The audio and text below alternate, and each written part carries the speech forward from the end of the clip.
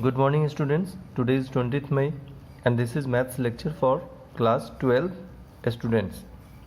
This is lecture number 37 and in this lecture we will continue discussion on inverse trigonometric function. So in the last lecture we have discussed regarding sine inverse x function and we have discussed its domain and range there. If for sine inverse x,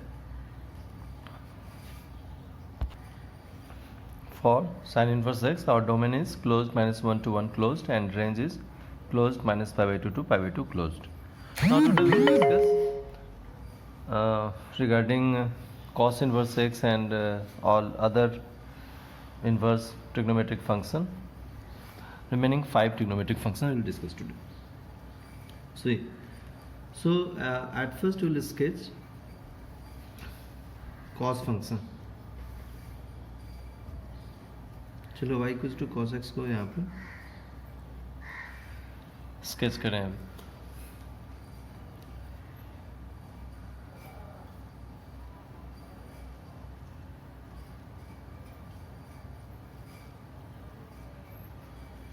तो ये minus pi by 2 पर cos minus pi by 2 0, cos 0 1 और cos pi by 2 0, cos पाई पर minus 1 ये 1 है,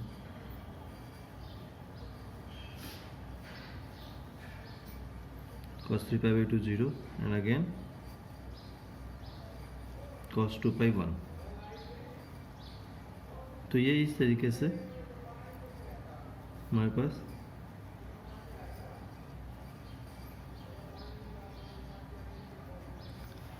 cos का graph हमने बनाया. ठीक है, ये y equals to cos x का ग्राफ हमारे पास आ गया. अब इसमें सबसे पहले तो हमें इस फंक्शन को 1 1 ऑन टू रखना है. 1 1 ऑन टू रखने के लिए प्रिंसिपल वैल्यू ब्रांचेस हमें सेलेक्ट करने होंगे यहाँ पर. तो देखो जैसे कि साइन के केस में हम लोगों ने minus pi by 2 to pi by 2 लिया था, लेकिन इस बार कॉस के केस में minus pi by 2 to pi by 2 we can not consider, क्योंकि minus pi by 2 to pi by 2 पर अगर आप हॉरिजॉन्टल लाइन ड्रॉ करते हो तो इसके दो इंटरसेक्शन पॉइंट आ जाते हैं हॉरिजॉन्टल लाइन ड्रॉ करने पर. तो ये फंक्शन 1 to 1 नहीं बन पाएगा. इसलिए इस बार हम लोग क्या करेंगे कि इस बार हम लोग जो इंटरवल है वो 0 to पाई कंसिडर करेंगे. 0 to पाई. तो देखो अगर आप इसको 0 to पाई में देखें, if you will consider only part 0 to pi, 0 to pi, तो हमें क्या दिखता है cos 0 पर 1 एंड cos पाई पर माइनस 1. तो इसका ये पार्ट कुछ इस तरीके से ऐसे हमें दिखेगा. ठीक है ना. अब इसमें if you will draw horizontal line, only one intersection point will get. This is x axis itself a horizontal line. Only one intersection point will get. So this function is 1 to 1 from 0 to pi, as well as its range is from minus 1 to plus 1. Range is from minus 1 to plus 1 और इसका codomain भी minus 1 to plus 1 है. तो यहाँ पर यह function हमारा 1 to 1 on to हुआ, मतलब बाइजेक्टिव फंक्शन है और बाइजेक्टिव फंक्शन इज इन्वर्टेबल. तो similarly we can say 0 to pi है, we can consider pi to 2 pi. अगर आप सिर्फ पाई टू 2 पाई देखें तब भी ये फंक्शन सिर्फ ये पार्ट कंसिडर होगा और ये फंक्शन 1 1 ऑन टू होगा. Similarly 2 pi to 3 pi and so on. But the principal value branch is 0 to pi only. तो वी विल राइट हेयर कि principal value branch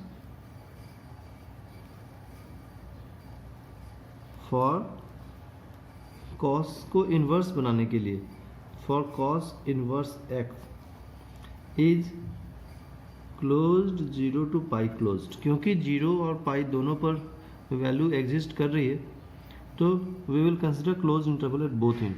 So principal value branch for cos inverse x is closed 0 to pi closed. ठीक है ना. अब हम लोग cos inverse x draw करते हैं. तो हमारा जो फंक्शन था f को हम लोग बोलते हैं cos x फंक्शन.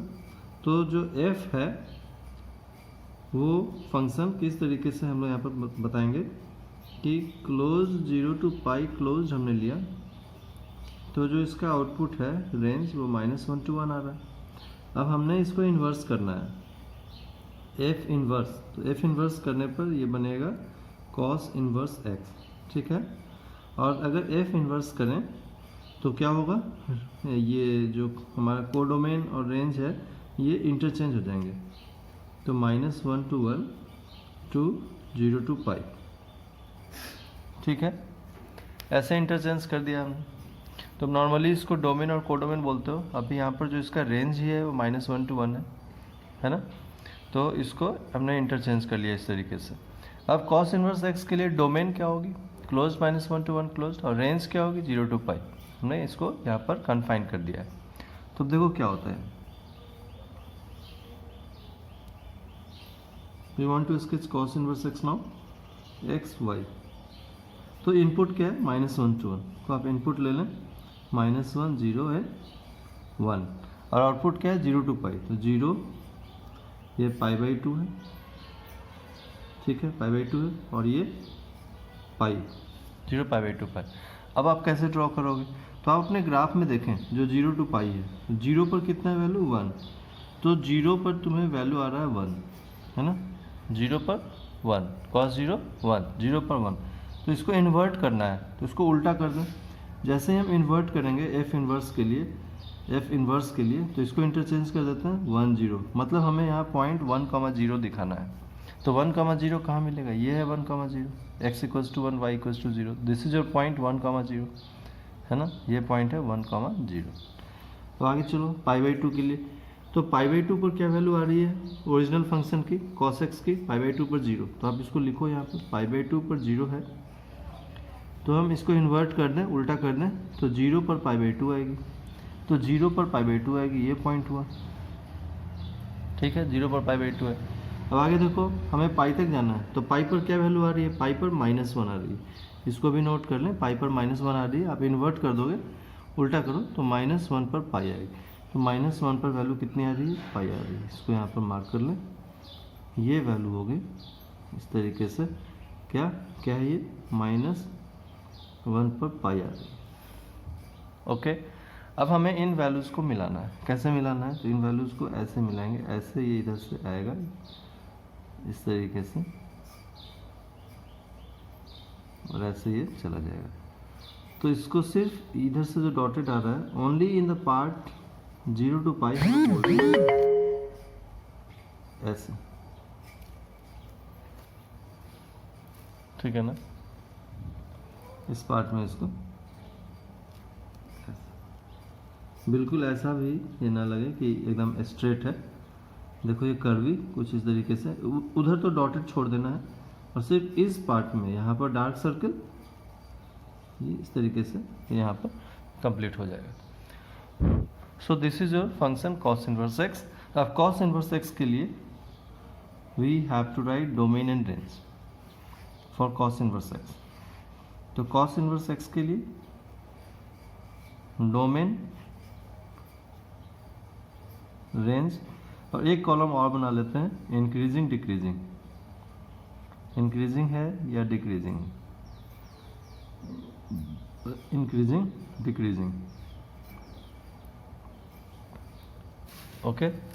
तो देखो cos इनवर्स x के लिए यहाँ लिखें, cos इनवर्स x के लिए डोमेन कितना आ रहा है, तो cos इनवर्स x का डोमेन, मतलब ये ग्राफ है cos इनवर्स x का।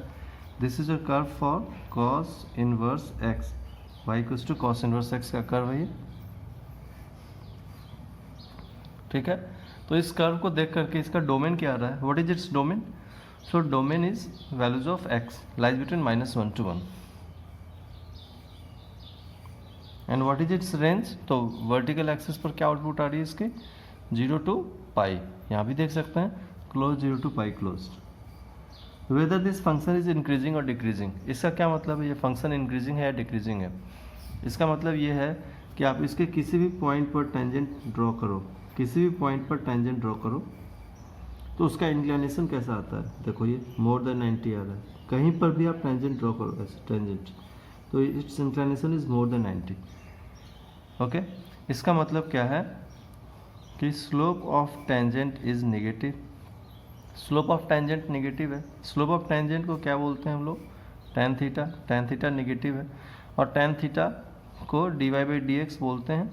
ये हम लोग पहले भी 1-to-1 मैपिंग पर अभी डिस्कस किए थे कि 1-to-1 मैपिंग चेक करने के लिए हमें मोनोटोनिसिटी चेक करनी होती है कि फंक्शन थ्रू आउट इंक्रीजिंग है या थ्रू आउट डिक्रीजिंग है। वहाँ भी हम लोगों ने इस फैक्ट को डिस्कस किया था कि slope of tangent is dy/dx, ठीक है। और तुमने +1 में भी पढ़ा होगा डेरिवेटिव्स के ऊपर। तो स्लोप ऑफ टेंजेंट को dy/dx बोलते हैं और dy/dx नेगेटिव है। dy/dx नेगेटिव का मतलब होता है डिक्रीजिंग। dy/dx नेगेटिव का मतलब होता है डिक्रीजिंग। अब इसका क्या एप्लीकेशन है वो मैं आपको बताऊंगा, क्यों हमें जानना ज़रूरी है कि cos इनवर्स x इंक्रीजिंग है या डिक्रीजिंग है। तो इसके कुछ एप्लीकेशन होते हैं वो मैं आपको बताऊंगा। सबसे पहले तो हम कमेंट कर लें कि cos इनवर्स x कैसा फंक्शन है, इंक्रीजिंग है या डिक्रीजिंग है। तो टेंजेंट ड्रॉ करके ये चेक किया जाता है। टेंजेंट का स्लोप नेगेटिव है, dy/dx नेगेटिव। dy/dx नेगेटिव का मतलब डिक्रीजिंग। dy/dx को ही स्लोप ऑफ टेंजेंट बोला जाता है। तो ये हमारा डिक्रीजिंग है, यहाँ कमेंट कर दें ये this is decreasing function, this is decreasing function. अब देखो डिक्रीजिंग फंक्शन के लिए हमें बताया जाता है कि मान लिया कहीं यहाँ लिखता हूँ f(x2) is greater than f(x1) लिखा हुआ है। f(x2) is greater than f(x1) लिखा हुआ है और हमें यहाँ पर इसके इनपुट में रिलेशन दिखाना है। ये क्या है? आउटपुट है। ये आउटपुट है ना, f(x) तो आउटपुट होता है। तो f(x2) is greater than f(x1), तो इसके इनपुट में मतलब x2 और x1 में रिलेशन दिखाना है। तो यहाँ पर हम लिख पाएंगे कि x2 is less than x1। Inequality की साइन चेंज कर जाएगी अगर फंक्शन डिक्रीजिंग है। कैसा है function? For decreasing function, for decreasing function. Decreasing function के लिए इनइक्वलिटी की साइन चेंज कर जाएगी। ऐसा क्यों होता है? क्योंकि अगर कोई फंक्शन डिक्रीजिंग है उसमें आप कोई दो पॉइंट लेते हो, मान लो ये पॉइंट x1 और x2 हैं, तो ऑब्वियस है x2 राइट साइड है तो x2 is greater than x1। और इस पर अगर आप आउटपुट स्टडी करोगे, आउटपुट ऐसे, तो देखो x2 पर आउटपुट कहाँ आ रहा है? f(x2) इस पॉइंट पर आ रहा है और x1 पर आउटपुट कहाँ आ रहा है? ऊपर आ रहा है f(x1). तो ये है f(x2) और इस पॉइंट पर आ रहा है f(x1). तो हमने यहाँ क्या देख रहे हैं हम? इनपुट अगर हम इंक्रीज़ करते हैं तो इनपुट अगर x1 से बढ़ के x2 चला जाता है तो आउटपुट रिड्यूस हो जा रहा है, आउटपुट रिड्यूस हो जा रहा है। x2 पर जो आउटपुट आ रहा है वो x1 से कम है। देखो हमने इनपुट बढ़ा दिया तो जो कॉरस्पॉन्डिंग आउटपुट आ रहा है f(x2) और f(x1) में f(x2) कम है आउटपुट में, जबकि इनपुट में x2 ग्रेटर है। तो दोनों में रिवर्स रिलेशन होता है, अपोजिट रिलेशन होता है। वैसे भी इन जनरल यहाँ पर देखो ये ऐसे फंक्शन आ रहा है तो ये फंक्शन डिक्रीजिंग है। यहाँ पर हमने दो पॉइंट दिखाए हैं, मान लो ये x1 है, ये x2 है। तो x2 पर जो आउटपुट आएगा वो यहाँ पर आ रहा है, ये पॉइंट पर f(x2) और ये क्या है? f(x1). तो तुम इस रिलेशन को देख के क्या लिख पाओगे? x2 greater than x1, x2 greater than x1। और यहाँ से हम लोग क्या लिख पाएंगे? कौन बड़ा है? f(x2) कैसा है? x1 से छोटा है क्योंकि ये नीचे आ रहा है। तो f(x2) is less than f(x1). तो अगर इनपुट का रिलेशन गिवन है वहाँ से हम आउटपुट का रिलेशन बना सकते हैं। इनइक्वलिटी साइन को चेंज करना पड़ेगा डिक्रीजिंग फंक्शन के लिए, ठीक है। सिमिलरली अगर फंक्शन इंक्रीजिंग हो, अगर फंक्शन इंक्रीजिंग हो, जैसे कि ये फंक्शन हमारा इंक्रीजिंग फंक्शन है। कौन सा फंक्शन? मान लो मैंने ले लिया कोई ये ऐसा फंक्शन है, कोई इस तरह से कोई फंक्शन है, ऐसे जा रहा है। तो यहाँ पर if you will consider 2 points x1 and x2, तो f(x1) ये हुआ और f(x2) ये हुआ, f(x2) ये। तुम्हें यहाँ क्या दिख रहा है? x2 is greater than x1 है, x2 greater than x1, x2 right side है ना, तो x2 ग्रेटर देन x1। यहाँ क्या दिख रहा है? f(x2) भी ऊपर है f(x1) से, that means f(x2) is also greater than f(x1). तो दोनों में सेम रिलेशन आ रहा है और ये फंक्शन कैसा है? इंक्रीजिंग है। कैसे पता लगा इंक्रीजिंग है? इनपुट बढ़ाओ तो आउटपुट बढ़ जाए, इनपुट घटाओ तो आउटपुट भी घट जाए। जबकि यहाँ पर क्या डिक्रीजिंग में क्या होता है? उल्टा होता है। इनपुट बढ़ाओगे तो आउटपुट कम हो जाएगा, रिवर्स होगा, और इनपुट कम करोगे तो आउटपुट बढ़ जाएगा। तो same relation exist for increasing function. ऐसा कब होता है?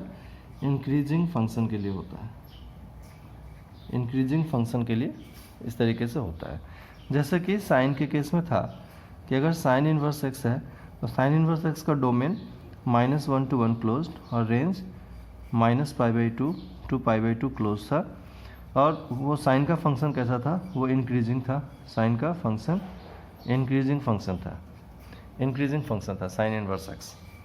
ठीक है, देखो साइन इनवर्स एक्स के लिए ये -1 to 1 और हमें ड्रॉ करना था -π/2 to π/2 ड्रॉ करना था। तो तुमको साइन -π/2 कितना आ रहा था, -1 आ रहा था, तो तुम -1 पर -π/2 ड्रॉ करते, 0 पर 0 ड्रॉ करते, और साइन π/2 1 आ रहा था तो 1 पर π/2 ड्रॉ करते। तो इस तरह से तुम्हें उसका ग्राफ मिला था कुछ ऐसे, साइन इनवर्स एक्स का ये ग्राफ था। अब इसमें किसी भी पॉइंट पर आप अगर टेंजेंट ड्रॉ करते तो इसकी इंक्लिनेशन देखो क्या है, लेस देन 90 है ना। लेस देन 90 मतलब स्लोप ऑफ टेंजेंट पॉजिटिव है, स्लोप ऑफ टेंजेंट पॉजिटिव मतलब dy/dx पॉजिटिव है। चाहे तुम इस साइड ड्रॉ करो टेंजेंट या इधर ड्रॉ करो, कहीं भी ड्रॉ करो, इंक्लिनेशन लेस देन 90 है तो slope of tangent positive, dy/dx positive आ गया। साइन इनवर्स एक्स का कर्व है तो sine inverse x increasing function है, sine inverse x increasing function. बात समझ गए। तो आज के लेक्चर में हम लोगों ने डिस्कस किया कि cos inverse x, how we can plot cos inverse x को कैसे स्केच किया जाता है, कॉस इनवर्स एक्स का डोमेन क्या है, उसका रेंज क्या है, कॉस इनवर्स एक्स इंक्रीजिंग है या डिक्रीजिंग है। सिमिलरली साइन इनवर्स एक्स के भी इंक्रीजिंग और डिक्रीजिंग नेचर पर हम लोगों ने कमेंट किया है। ये सारी बातें आप रिवाइज करना, ठीक है। फिर हम लोग नेक्स्ट लेक्चर में इस पर आगे डिस्कशन करेंगे। Fine, that's it for today, thank you.